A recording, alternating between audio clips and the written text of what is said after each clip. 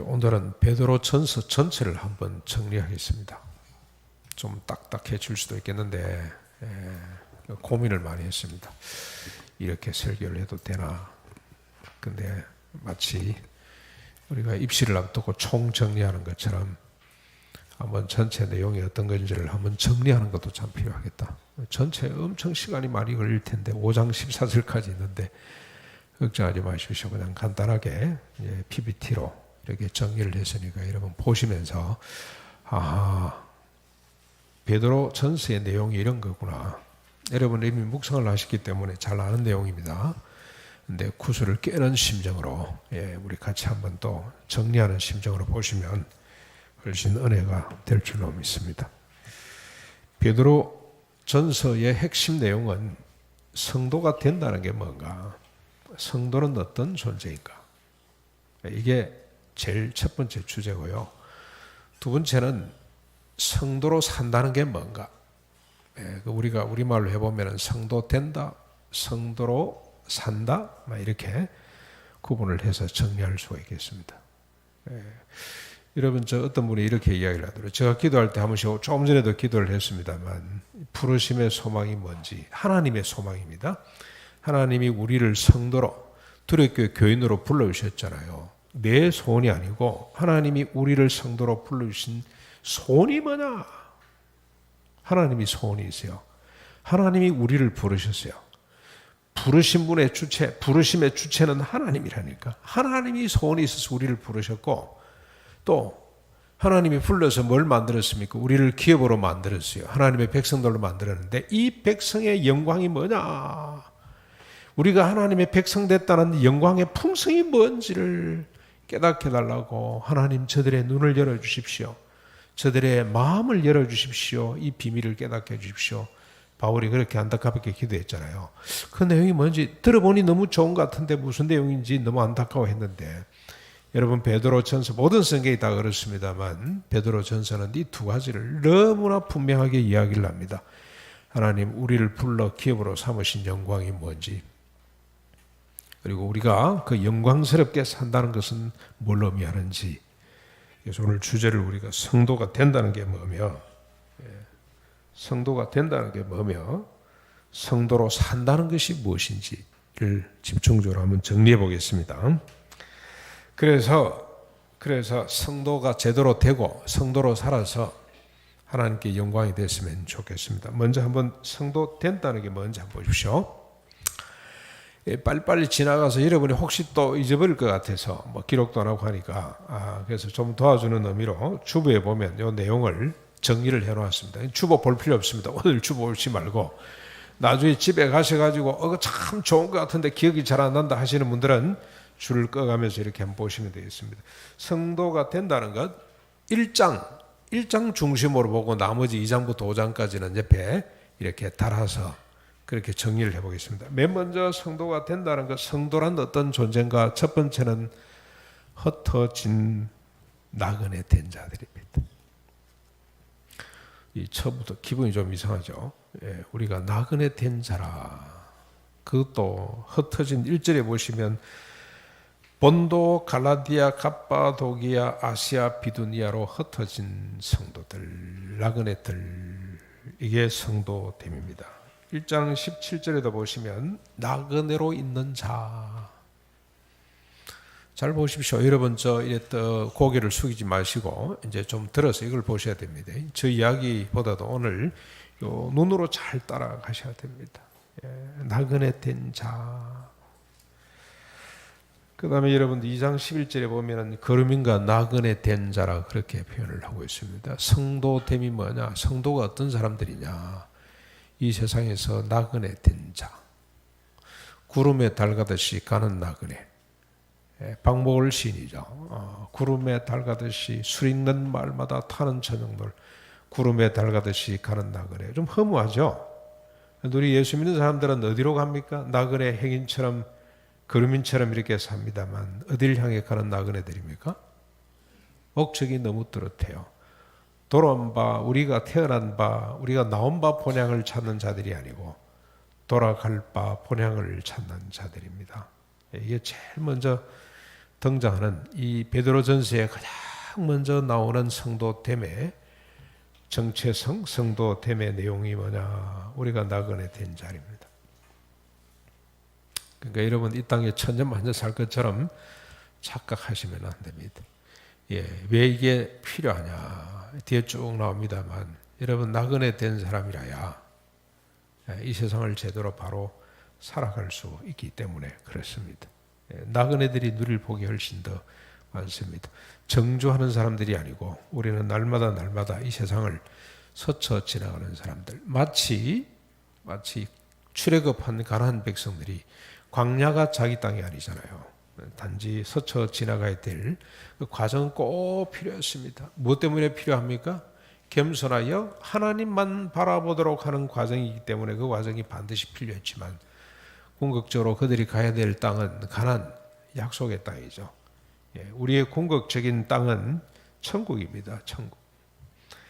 그래서 여러분 디브리서 11장 13절로 16절 너무나 잘 아는 말씀이죠. 이 사람들은 다 믿음을 따라 주고섭의 약속을 받지 못하였으되 그것들을 멀리서 보고 환영하였으며 또 땅에서는 외국인과 나그네임을 정연하였으니 그들이 이같이 말하면 자기들이 본향을 찾는 자임을 나타내미라.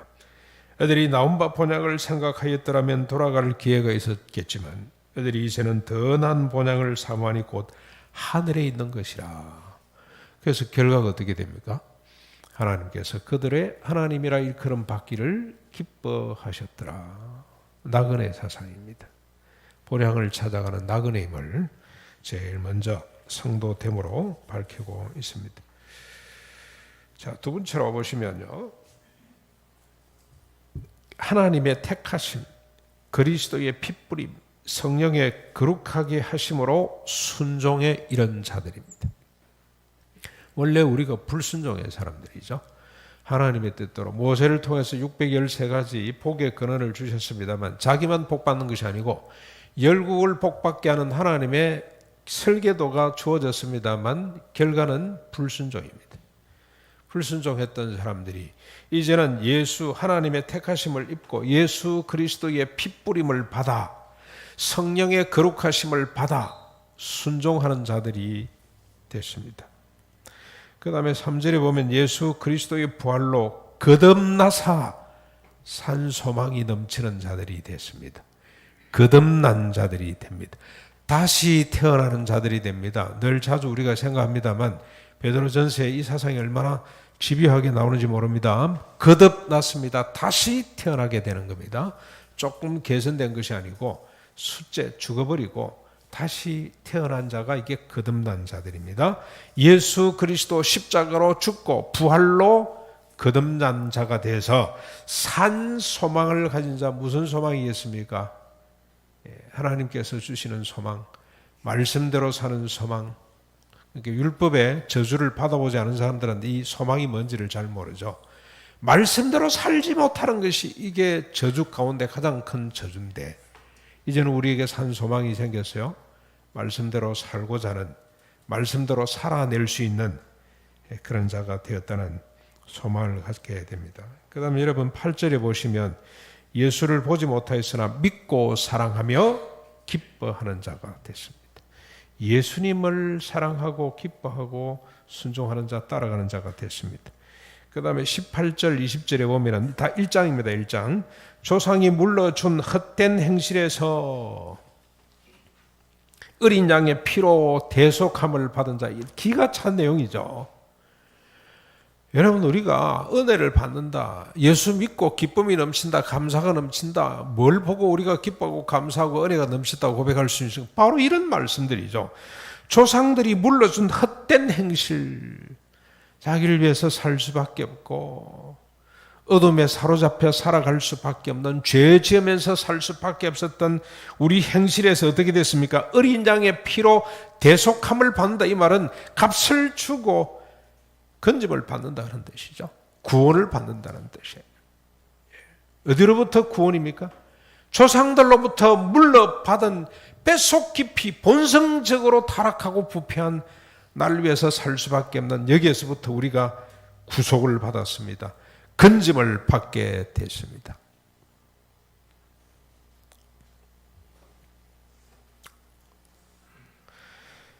다음 또 한번 보십시다. 너무 오래 하면 안 되니까. 진리를 순종함으로 형제 사랑하기에 이른 자. 원래 우리는 형제를 미워했던 자들이죠. 그 정명이 어디 있습니까? 아담 하와 첫째 아들 가인과 아벨 사이에 살인이 벌어지잖아요. 그게 인간의 본성이에요. 그건 우리가 타고나요. 형제 간에 질투하고 미워하고, 가장 가까운 형제 사이에 질투하고 미워하고, 이게 우리 인간이죠. 그런데 진리를 순종함으로 형제를 사랑하기에 이른 자가 됐습니다.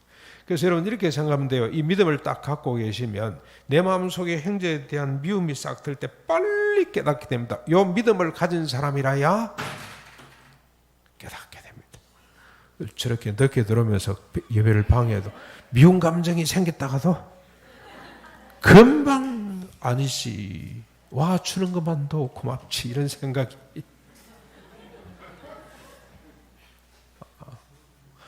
저도 보면 예배 시간에 막 핸드폰들 삐리릭 하는 사람 있잖아요. 미운 감정이 들다도 아이고 아니지. 이 믿음을 우리가 가지면 형제 사랑하기에 이른 자입니다. 이른 자.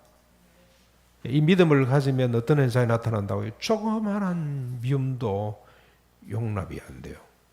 아이고 이건 어떤 사람입니까? 아까 보면 조상이 물려준 헛된 형실이지, 이건 옛사람이지, 내가 거듭났지 하는 생각을 갖게 된다는 겁니다. 하나 더 보십시오. 23절. 썩지 않고 항상 살아있는 하나님 말씀으로 다시 한 번 더 거듭난 자, 다시 태어난 자입니다. 뒤에 밑에 많은 거 나오는데 2장부터 5장까지 내용 그냥 쭉 읽어가겠습니다. 택하신 족속 왕같은 제사장 거룩한 나라요 그의 소유된 백성이 되었습니다. 어두운 데서 불러내어 귀한 빛으로 들어가게 하시니 아름다운 덕을 선전하는 자, 말로 행위로 드러내는 자, 예수 그리스도의 십자가 부활로 죄에 대하여 죽고 의에 대하여 산 자. 여러분 이거 믿으셔야 됩니다. 죄에 대하여 우리가 죽었습니다. 죄 짓고 싶은 생각이 들 때마다 나는 죽었는데, 대신 우리가 어떻게 살아있습니까? 의에 대하여 살았습니다. 죽고 살았습니다. 언제 우리가 죽고 살았나요? 십자가 부활입니다. 그 다음에 전에는 양같이 길을 잃었더니 이제는 영혼의 목자이신 감독 되신 이에게 돌아온 자. 그때는 우리가 길을 잃어서 하나님 말씀이 주어져도 그 길대로 따라가지를 못했어요. 이제는 돌아온 자가 됐습니다. 3장에 보시면 예수 그리스도로 말미암아 선한 양심으로 살겠다고 하나님께 서원한 자, 선한 양심을 쫓는 자들이 되었어요. 우리 삶에 우리 끝모습의 변화는 안 보여요. 그러나 우리 중심의 양심이 변화를 받았습니다. 선한 양심으로 변화를 받았어요. 하나님을 위해 살겠다고 수약하는 자가 됐습니다. 4장 넘어가시고 사람의 자꾸 제가 문제가 있네요. 네, 4장 사람의 정욕을 따르지 않고 하나님의 뜻을 따라 육체의 남은 때를 살아가는 자. 사람의 정욕을 따르지 않고 하나님의 뜻을 따라 육체의 남은 때, 우리가 살아있을 동안에 이제는 우리의 정욕대로 살지 아니하고 하나님의 뜻대로 사는 자가 된 자들입니다. 되어라가 아니고 된 자들입니다. 음란과 정욕과 술 취함과 방탕과 황락과 무법한 우상 숭배를 향한 것이 지나가버린 자. 이건 지나갔다는 거예요. 여러분들 이건 과거에 이미 지나가서 이런 생각이 올 때마다 아이고 이건 뭐지? 스쳐 지나가는 하나의 그림자에 지나지 않는구나. 이건 실체가 아니고 허상이야. 그래서 빨리빨리 정리할 수가 있는 자들이 됐습니다. 4장 10절에 하나님이 여러 가지 은사를 맡은 선한 청지가 된 자. 요거 하면 정리를 해보면요. 성도는 어떤 사람이냐? 택하심을 받고 미리 아신 바 되고 택하심을 받고 핏뿌림을 받고 대속함을 받아 거듭난 자가 된 자들입니다. 거듭난 자는 뭐죠? 여기 보면은 2장 22절로 24절에 죄에 대하여 죽고 의에 대하여 산 자. 죄가 뭡니까? 죄의 뿌리는 자기를 위해 살고자 하는 욕망이죠. 의의 근본은 주님을 위해서 살고자 하는 마음입니다.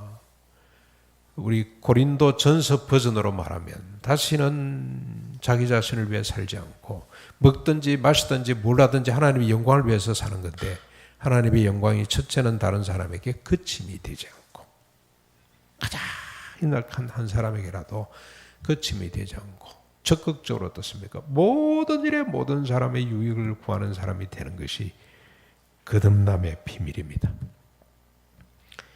이제 또 한번 보시죠. 우리 예수 믿는 사람이 어떤 사람들이냐? 예수 믿고 성도 된다는 것이 뭘 말하냐? 1장 4절에 썩지 않고 더럽지 않고 쇠하지 않는 하늘의 유업을 입게 된 자들입니다. 썩지도 쇠하지도 않는 하늘의 유업, 땅의 유업이 아니고, 그래서 나그네처럼 삽니다만 하늘의 유업을 바라보고 사는 자들. 5절에 말세에 나타날 구원을 얻기 위해서 하나님의 능력으로 보호를 받는 자들. 7절 믿음으로 주께서 나타나실 때에 칭찬과 영광과 존귀를 얻게 될 자들. 9절 믿음의 결국 곧 영혼의 구원을 받을 자. 21절 그리스도를 살리시고 영광을 주신 하나님께 소망을 둔 자. 말세에 나타날 구원, 종말론적인 구원을 바라보면서 살아가는 사람이 됐습니다. 그래서 2장부터 5장까지 이렇게 보배로운 모퉁이 돌을 믿음으로 부끄러움을 당하지 않을 자, 3장 10절 생명을 사랑하고 좋은 날 보기를 원하는 자, 이 좋은 날은 종말의 날입니다. 5장 1절 나타날 영광에 참여할 자, 주님이 영광스러운 모습으로 재림해 오시죠. 그때 우리가 참여할 자가 됐습니다. 10절 예수를 영광으로 들어가게 하신 하나님으로 인해 온전하게 될 자. 성도됨의 세 번째 내용이 뭐냐면 궁극적인 구원을 말합니다. 새하늘과 새 땅의 주역이 되도록 보호를 받는 자들. 율법주의하고는 다릅니다. 율법주의는 율법을 잘 지킴으로 구원을 받는다. 종국적으로 종말의 구원을 받는다고 생각을 합니다만, 복음은 그게 아니고요. 이미 우리가 부름을 받을 때 종말의 영광을 누릴 수 있는 자들로 부름을 받았습니다. 그리고 하나님이 그 자들을 보존해 주신다. 그래서 여러분, 우리 칼빈의 5대 교리 가운데 하나가 궁극적 구원이라는 것이에요. 불강력적 은혜, 궁극적 견인. 하나님이 우리를 끌고 가서 종국의 영원한 영광에 이르게 됩니다. 때로는 자빠지고 넘어지는 사람이 있습니다만 하나님이 내버려 두지 아니하시고 일으키고 또 닦고 세워서 끝까지 구원의 자리, 종말의 자리에 이르게 된다고 그렇게 예수 믿는 사람들의 정체성에 대해서 정리를 하고 있습니다. 자기가 노력해서 들어가는 건 아닙니다. 이미 하나님께서 우리를 선택하셨고 이미 우리 속에 하나님의 씨를 부어주셔서 그 씨가 잘 자라도록 주님이 관리하셔서 결국 우리로 하여금 천국에 들어가도록 새하늘과 새 땅의 주역이 되도록 하신다는 뜻입니다. 조금 여기 헷갈려요. 지금 많은 사람들이 이 부분이 헷갈려가지고 내가 열심히 노력을 해야 되나. 최근에 우리 권영경 목사님 설교를 들은 사람들이 이런 착각을 많이 하는데 그 목사님 설교를 끝까지 들어보면 내가 노력해서 들어간다는 뜻이 아니에요.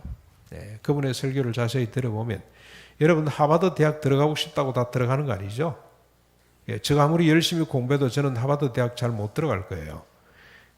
우리 조카들 보니까 뭐 하버드 동상에다가 그냥 뭐 이 발에다 손을 만지면 하버드대 들어간다고 믿고 만졌는데 못 들어갔어요. 하버드대 들어가는 아이들은 별도로 있습니다. 그렇죠? 인간이 노력한다고 해서 천국 들어가는 건 아닙니다. 하나님이 이미 하버드 들어갈 수 있는 자질을 가진 아이들이 열심히 해서 들어가는 거죠. 아무나 들어가는 거 아니에요. 동상을 왜 발가락을 만지면 되냐 그랬는데 알고 봤더니 동상이 너무 높이 서 있어. 아마 밑에 우리 키 높이로 있으면 뭘 만져 들어간다고 그랬을까요? 머리를 만져 된다고 그랬겠죠. 전부 다는 뭐 재미나게 사람들이 만들어낸 이야기일 뿐입니다. 사실이 아니죠. 영적 사실이 뭐냐? 하나님께서 우리를 천국 가도록 천국의 백성이 되도록 선택하셨고 보존하셔서 우리로 하여금 영원한 유업을 있게 한 자라고 말씀을 하고 있습니다. 그 다음에 또 한번 보십시오. 성도됨이 뭐냐? 성도가 어떤 존재이냐? 6절에 보면 여러 가지 시험으로 잠깐 근심을 받는 자. 그런데 여러분 뒤에 2장부터 쭉 보시면 2장부터 5장까지는 이렇게 기록이 되어 있습니다. 2장 21절 선을 행함으로 고난을 받고 참기 위해서 부르심을 입은 자라 그랬어요. 선을 행하다가 고난을 받습니다. 그런데 그 고난을 참기 위해서 부름을 받은 자라 그래서 3장 9절에 악으로 악을 욕으로 욕을 갚지 않고 오히려 복을 빌도록 부름을 받은 자들입니다. 기가 찬 내용이죠. 3장 17절 선을 행함으로 고난을 받는 것이 하나님의 뜻으로 아는 자들입니다. 4장 4절에 이방인과 같이 방하지 아니함으로 이상히 여김을 받는 자들이에요. 세상 사람들이 볼 때는 예수 믿는 사람들이 좀 이상한 사람이에요. 그리스도의 고난의 정인이 된 자들입니다. 그건 말로만 하는 것이 아니고 그리스도가 받은 고난을 우리도 동일하게 받음으로 정인이 되는 걸 말합니다. 5장 10절 하나님 안에서 부름을 받고 잠깐 고난 받는 자. 우리가 잠깐은 뭡니까? 이 땅에 있을 동안에 70, 80, 90, 100세 이 잠깐 동안 고난을 받는 자라고 그럽니다. 성도됨이 뭐냐? 성도는 어떤 사람이냐? 이 땅 위에서 고난받는 자들입니다. 그래서 베드로전서만 이 고난이라는 단어가 15번 나와요. 15번. 서신서 전체 보면은 45번, 45번이나 나옵니다. 왜 성도가 이 땅 위에서 고난받는 자들이죠? 다르기 때문에. 뭐가 다릅니까? 하나님 나라 가치와 세상 나라 가치가 다르기 때문에. 하나님의 나라 가치는 어떻게 해야 됩니까? 오른쪽 맞으면 왼쪽 돌려야 되죠. 세상 가치는 그렇지 않아요. 그런 사람에게 세상을 맡길 수가 없어요. 세상 오른쪽 맞으면 왼쪽이 아니고 상대방 양쪽을 작사를 내야 돼요.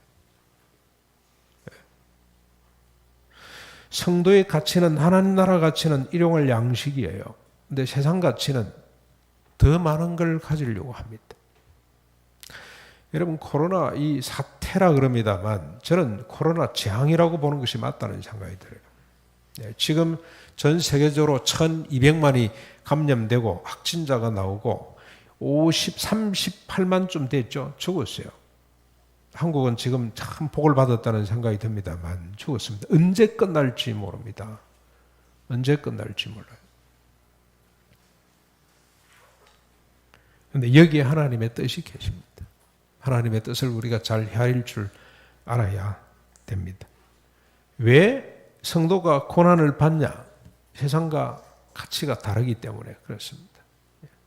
여러분 뭐 다르다는 걸 일일이 다 설명하기는 시간이 부족합니다만 간단하게 생각을 하면 돼요. 이런 것이 7번 용서하는 것이 하나님 나라 가치고요. 세상은 그렇게 안 됩니다. 용서해주면 바보가 돼요. 바보. 여러분 우리 시골 지역에는 코로나가 없습니다. 저희 고향 반성면 아직 한 명도 없어요. 저희 어머님들 뭐 점검해보고 혹시 확진자 있냐. 제가 한 번씩 가는 가난농군학교 거기 신림면에도 한 사람이 없습니다. 영월군 전체 한 명도 없다 그래. 그런데 코로나는 주로 어디에 있습니까? 도시에 있습니다. 도시.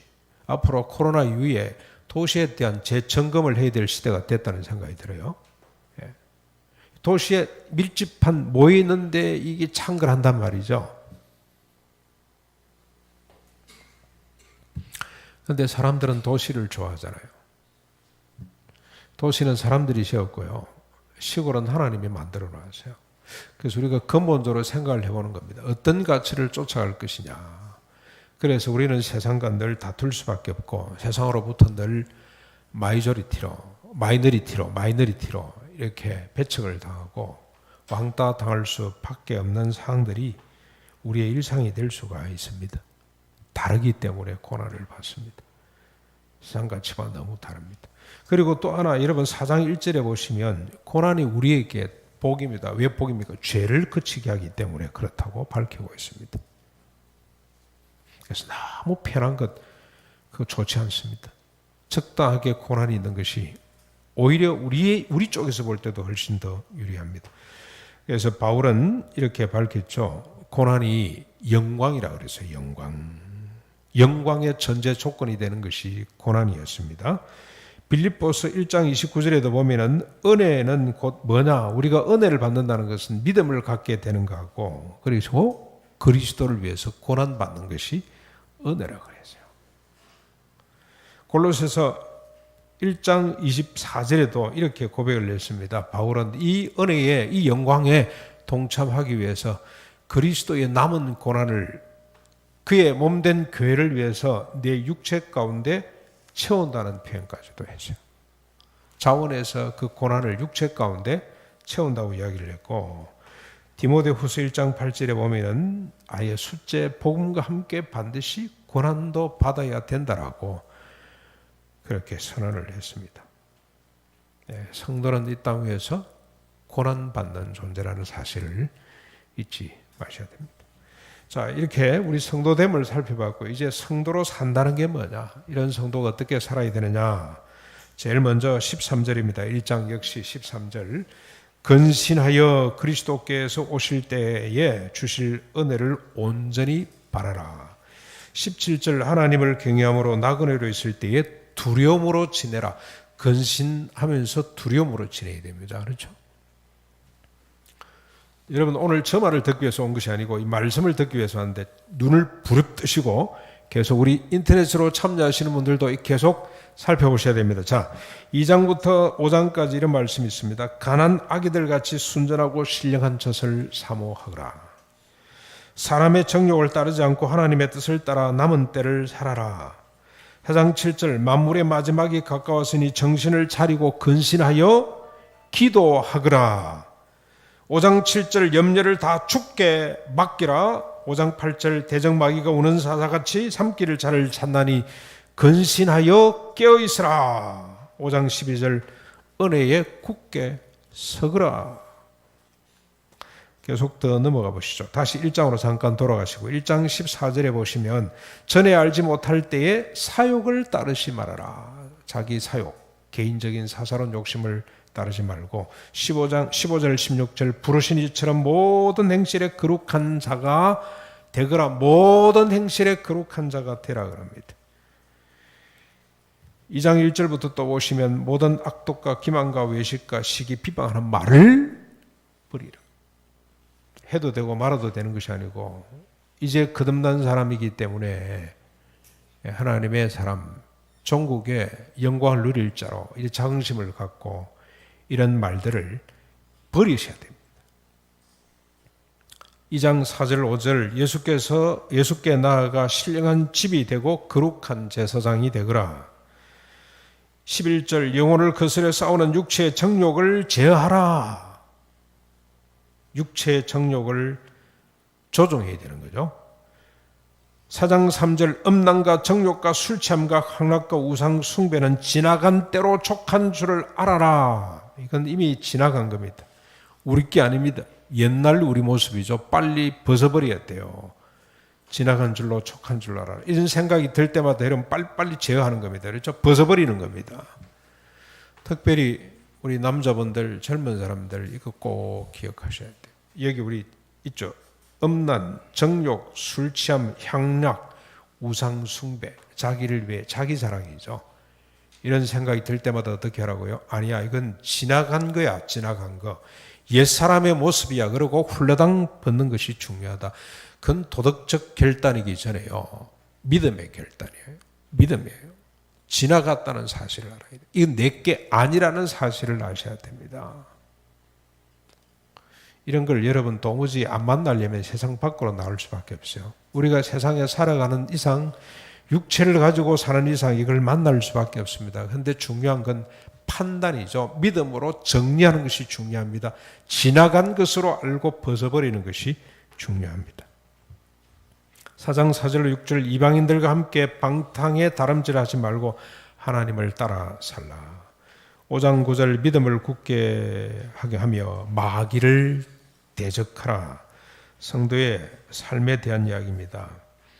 정리하면 하나님의 은혜를 사모하고 두려움으로 근신하며 깨어 기도해야 되고 사욕을 쫓지 않아야 되고 하나님의 뜻을 따르는 것을 말합니다. 그 다음 또 우리가 성도의 삶이 어때야 되냐, 어떻게 살아야 되냐. 22절 1장 22절입니다. 거짓 없는 깨끗한 마음으로 뜨겁게 서로 사랑하라. 사랑하는 겁니다. 그냥 사랑이 아닙니다. 뜨겁게 서로 사랑하라. 그러면서 2장부터 4장까지 쭉 이렇게 자유로 악을 가리지 말고 오직 하나님의 종과 같이 되거라. 바울도 똑같은 말을 했죠. 너희가 자유를 위하여 부르심을 입으나 그 자유로 네 좋을 대로 살지 말고, 아이고 나는 자유다 그래서 네 마음대로 살지 말고 하나님의 종과 같이 바울은 서로 종처럼 살아라 그랬어요. 내 자유다. 그건 성도의 모습이 아닙니다. 옛날에 뭐 재미난 이야기 있죠. 어떤 요즘은 뭐 그렇게 했다는 큰일 납니다. 바로 경찰서 그냥 갑니다. 젊은 사람이 담배를 피워요. 그랬더니 연세 드신 분이 그 탁 낚아채서 그냥 땅에다 밟아버렸어요. 젊은 친구 한 마리, 왜 그래요? 자유인데.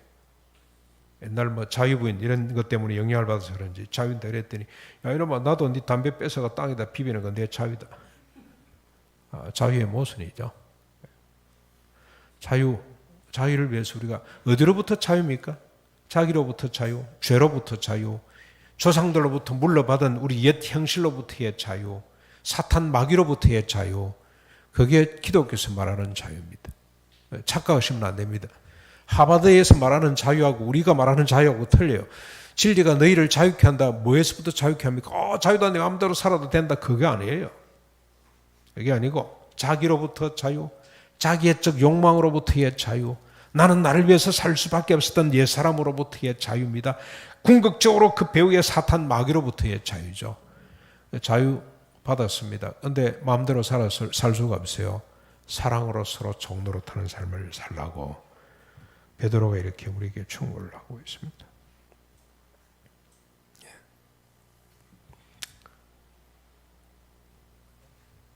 혀를 금하여 악한 말과 거짓을 그치라.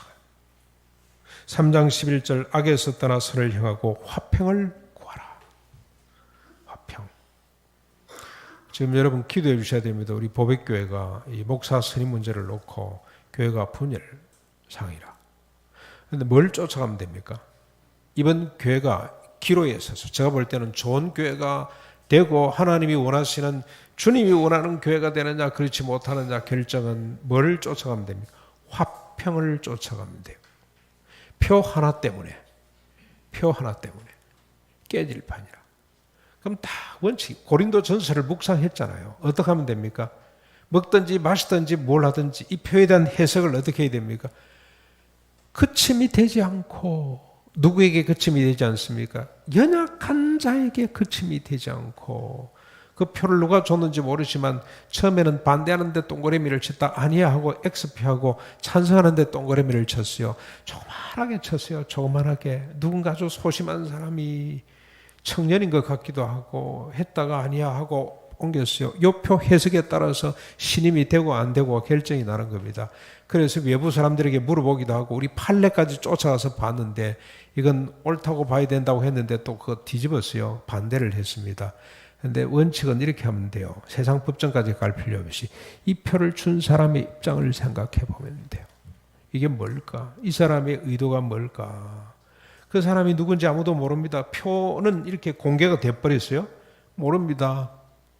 그럼 어떻게 하면 됩니까? 그 표를 준 사람의 양심을 위해서 그분을 위해서 결정을 하면 이번에 뭐 목사가 연임되고 안 되고 이것보다도 이 교회가 앞으로 어떤 정신으로 어떤 방향으로 갈 것인지 결정을 하는데 기도해 주십시오.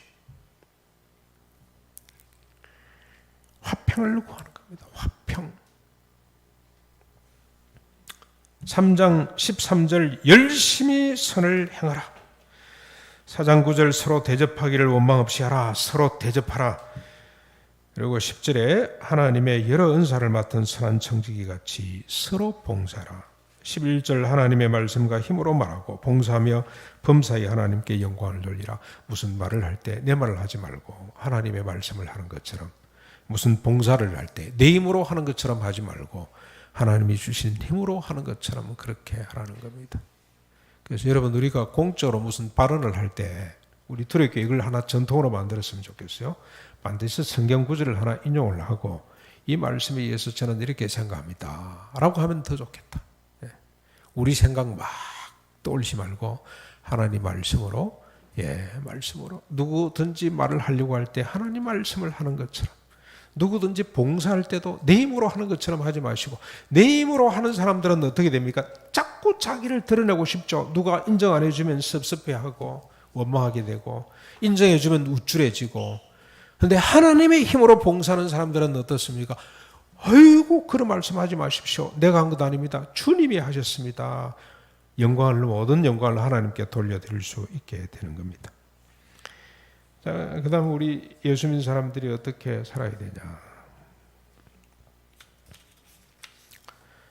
서로 사랑하는 것 중에 하나입니다. 하나. 2장 13절, 14, 17절에 나오는 겁니다. 인간의 제도를 주를 위하여 순종하되 왕이나 총독하게 하라. 주를 위해서 인간의 제도, 정당한 제도에 충성을 하는 겁니다. 무사람을 공경하며 형제를 사랑하며 왕을 존대하라. 참 구체적이죠. 우리 세상 어떻게 살 것이냐. 그때 왕이 누구겠습니까? 로마 황제? 원수죠, 어떻게 보면. 그러나 하나님이 주신 제도라고 인정을 하고 그에게 순복하라. 존경해라. 그 다음에 또 나옵니다. 범사의 두려움으로 주인들에게 순종하되 까다로운 자에게도 그리하라. 부당하게 고난을 받아도 하나님을 생각함으로 슬픔을 참으라. 선을 향함으로 고난을 참으면 이는 하나님 앞에 아름다운 줄로 알아라. 이 무슨 말입니까? 노사관계입니다. 직장의 질서입니다. 우리 예수 믿는 사람들 직장에서 어떻게 살아야 되냐?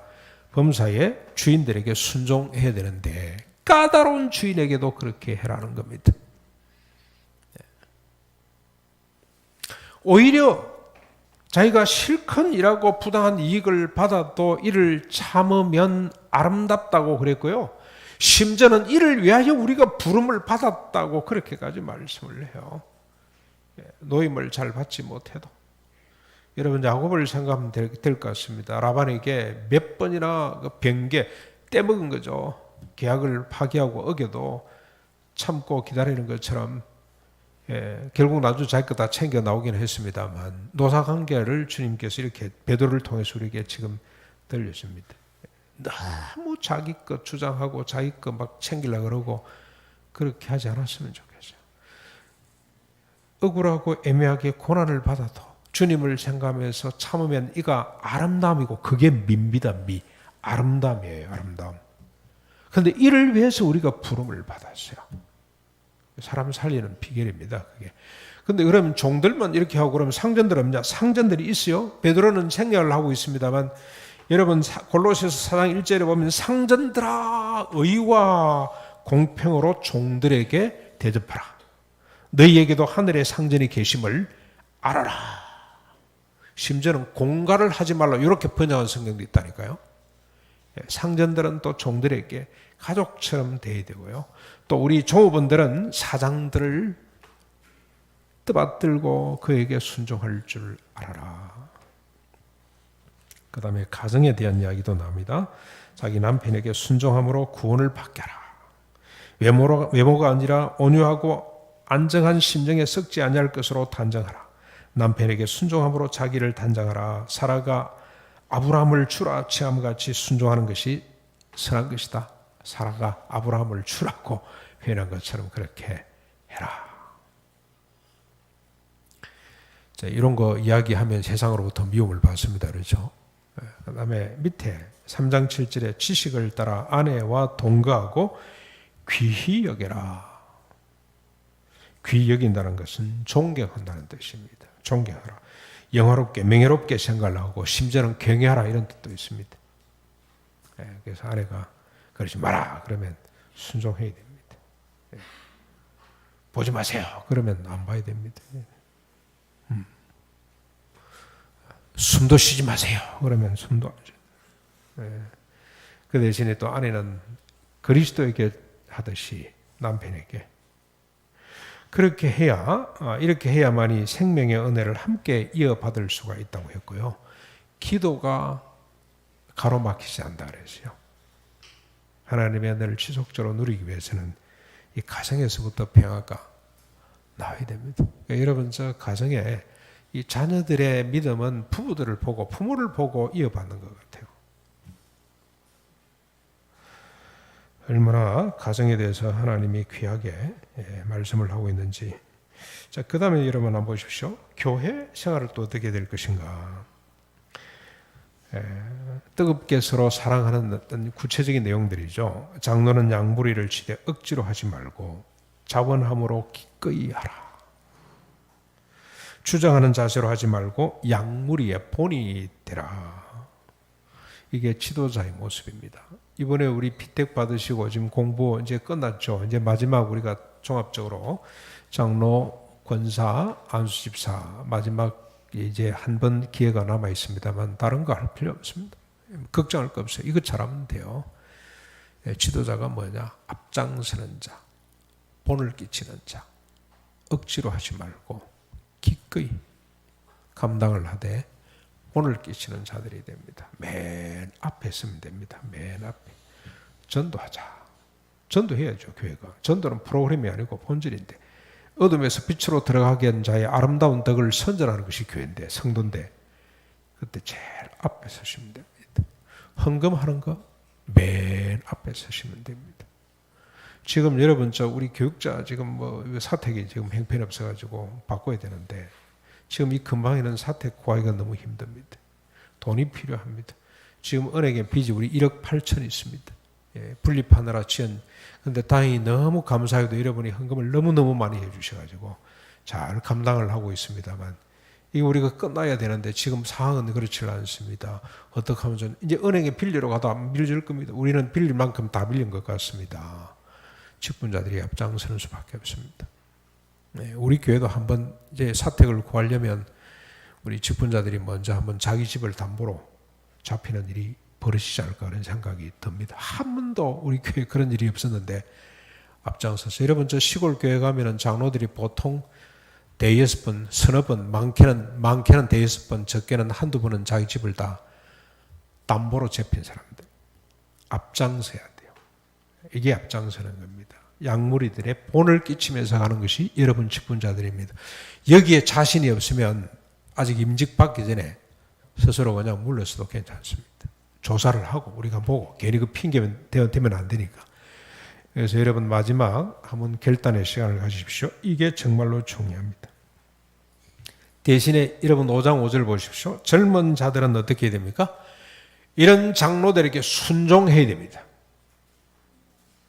서로 겸손으로 허리를 동이고 순종해야 됩니다. 여기 서로 겸손으로 허리를 동이고 앞장서 가시는 장로들, 지도자들, 권사님들에게 순복할 수 있어야 됩니다. 저는 지금까지 여러분 우리 교회에 여러 가지 갈등들이 있고 아픔들이 있습니다만 지도자들에게 순복해 왔습니다. 당에서 결정을 하면 처음에는 그게 마음에 안 들다가도 불평을 하다가도 그렇지 하나님이 간섭하셨지 결정한 대로 따라 주셨어요. 우리 장로님들 가운데도 그래요. 내 생각하고 다르지만 일단 우리가 결정을 하고 나면 모든 분들이 여기에 같이 뜻을 합하고 같이 갔습니다. 이건 여러분 우리 젊은이들이 꼭 기억하시고 자랑스럽게 생각이 되고 이 전통을 계속 이어가셔야 됩니다. 순종할 줄 알아야 됩니다. 가정에서 부모에게 순종할 줄 알아야 돼요. 조금 부모님들이 뭐 잘못 지도를 하는 것 같아도 순종해야 됩니다. 순종. 일단 순종하고 난 뒤에 하나님께서 간섭하셔서 조종해 주시고 바로 잡아주시도록 이런 마음을 갖고 기도하면 됩니다. 5장 6절입니다. 하나님의 능하신 손 안에서 겸손해라. 겸손해라. 겸손으로 허리를 동이라. 이건 여러분 단단히 무장하라 그런 뜻이죠. 겸손해야 됩니다. 나보다 남을 더 낫게 여기고 각각 자기를 돌아볼 뿐더러 남들의 일을 돌아보는데 이 겸손으로 허리를 꽉 붙들어 계셔야 됩니다. 여러분 군장할 때 보면 남자들 군대 갔다 오신 분들 군장할 때 탄티 있죠. 탄티. 보통 핵대가 이만큼밖에 안 되는데 탄티는 이렇게 두껍잖아요. 딱 요놈을 허리에 둘러차야만이 단단해집니다. 모든 힘은 허리에서부터 나오는 것 같아요. 겸손이 얼마나 중요한 덕목인지 모릅니다. 그리고 이제 우리 마지막으로 한번 쭉 보십시다. 비방하는 것. 우리가 성도는 이 땅 위에서 고난받는 자들인데 이걸 어떻게 대처하고 어떤 자세로 살아가야 되느냐. 2장 12절 비방하는 자들이 선한 형실을 보고 하나님께 영광을 돌리게 해라. 우리를 막 비방하던 자들이 있잖아요. 전 들떠름한 사람들, 현실도 모르는 사람들. 저 뭐 오른밤 막 왼밤 돌려대라 그랬대. 이야, 약자들의 자기 변명이다라고 비방을 했던 사람들이 우리의 모습 가운데 이런 고난 가운데 살아가면서 저들이 하나님의 영광을 보도록 해라. 15절입니다. 선행으로 어리석은 사람들의 무식한 말을 막으라. 3장 악으로 악을 욕으로 욕을 갚지 말고 도리어 복을 빌어라. 3장 14절 의를 위하여 고난을 받음으로 복 있는 자가 되거라. 소망을 묻는 자들에게 대답할 것을 온유와 두려움으로 준비하라. 16절 선한 양심과 선행으로 욕하는 자들이 부끄러움을 당하게 하라.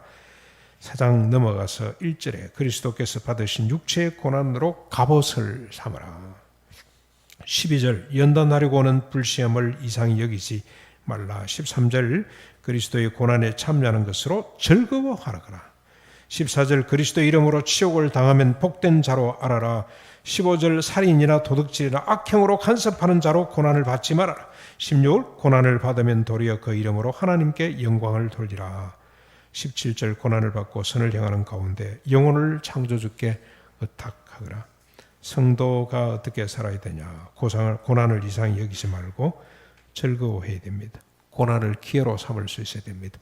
해상 사람들로 하여금 하나님을 보게 하는 기회, 천국의 가치가 무엇인지를 깨닫게 하는 기회임을 여러분 아시고 오히려 하나님께 영광을 돌리고 감사하는 이 삶이 거듭난 성도의 삶의 모습입니다. 마지막으로 결론, 무엇보다도 뜨겁게 사랑함으로 헛한 죄를 덮으라. 마지막 5장 14절 우리 같이 읽어보겠습니다. 이거 보시고 시작. 사랑의 입맞춤으로 서로 무난하라. 종말을 살아가는 성도의 모습입니다. 뜨겁게 사랑함으로 헛한 죄를 덮어주는 것. 모든 문제를 다 덮어낼 수가 있습니다. 그리고 서로 뜨겁게 무난하는 것. 사랑이 입맞춤. 무난한다는 말이 손을 내뻗어서 끌어들이라 그런 뜻입니다. 환대한다는 뜻이죠. 여러분서 입맞춤을 위해서 우리가 서로 끌어안는 것처럼 모든 성도를 끌어안는 것. 저는 이 말씀에 크게 도전을 받은 것이 여러분 지금 코로나 사태로 코로나 재앙으로 우리가 이 비대면 사회가 돼버렸잖아요. 오래 가면 성도의 정체성 다 잃어버리고 교회가 소멸될 수가 있어요. 그렇게 됩니다.